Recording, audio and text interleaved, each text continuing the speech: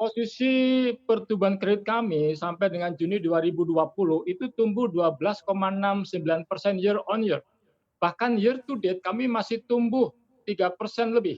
Artinya situasi COVID ini relatif memang kami terdampak, tapi karena struktur kami itu dikonsumtif, maka itu tidak terlalu terdampak.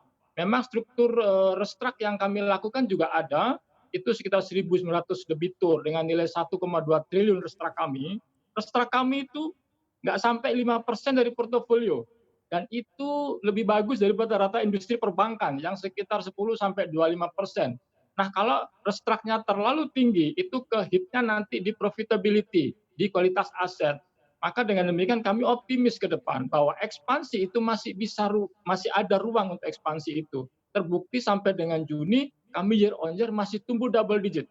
12,69% year on year. Dan year to date pun masih positif tumbuh 3%. Makanya dalam ke depan ini kami sudah melakukan revisi RBB kami sehingga ke depan kredit kami akan tumbuh sekitar menjadi 8%. Nah, manakala dana pen itu kami efektif lakukan, tidak Mhm. tertutup kemungkinan kredit itu akan tumbuh menjadi double digit kembali. Saya kira Nanti demikian, Mbak oke. Maria. Nanti akan berapa kira-kira Pak, keseluruhan total, dari penyaluran kreditnya BJTM sendiri Pak? Kalau sampai dengan saat ini begitu ya, di angka yang sangat bagus sekali tadi Anda katakan begitu ya, dan target sampai dengan sisa bulan Ya, berjalan di tahun 2020 ini akan seperti apa nanti posturnya Pak? ya.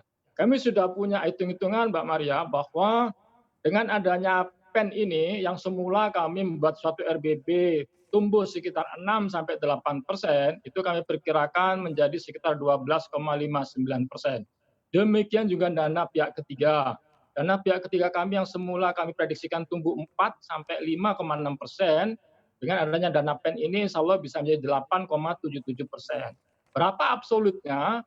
Seperti kita ketahui bersama bahwa posisi portofolio kredit kami sampai dengan bulan Juni sebesar 39,181 triliun.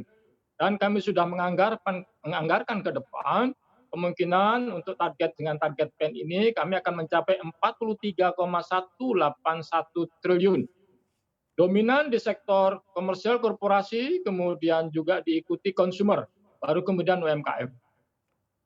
Oke, ini sangat-sangat menarik sekali untuk melihat begitu ya. Seperti apa sebenarnya kalau seandainya kita lihat dari posisi, kondisi, likuiditas sebenarnya secara keseluruhan, Bank Jatim saat ini begitu. Apakah juga sebenarnya cukup, baik begitu ya, apalagi sekarang ditambahkan lagi suntikan, ini seperti apa sebenarnya kondisinya Pak, di tengah kondisi pandemi ini Pak, Busrul?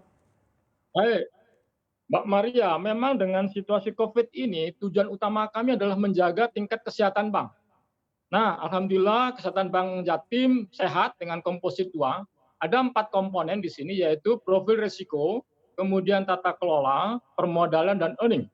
Nah, paling yang ke-hit nanti di profil risiko, terutama di risiko kredit.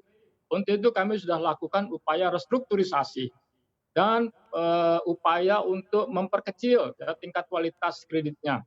Di sisi tata kelola, saya pikir ini situasi COVID ini sangat bagus untuk konsolidasi ke dalam. Perbaikan Hmm. tata kelola, perbaikan IT-nya, perbaikan proses proses bisnisnya, dan lain sebagainya. Termasuk di sini peningkatan fitur-fitur yang berbasis digital. Nah, di sisi permodalan, alhamdulillah kami cukup liquid, di mana LCR kami posisi Juni 240%. Untuk net stable fund ratio-nya 149%. Mhm, Ya, mhm. untuk permodalannya likuiditas, untuk CAR-nya kami juga 21,8%, relatif masih cukup baik, cukup aman untuk pertumbuhan ke depan. Memang nanti yang terkait adalah masalah earning. Nah, untuk itu laba kami posisi Juni itu tercapai 770 miliar. Secara absolut ini memang sedikit mengalami penurunan dibandingkan Ya. year on year, hanya sekitar 3% lebih kecil, tetapi masih tetap tumbuh positif.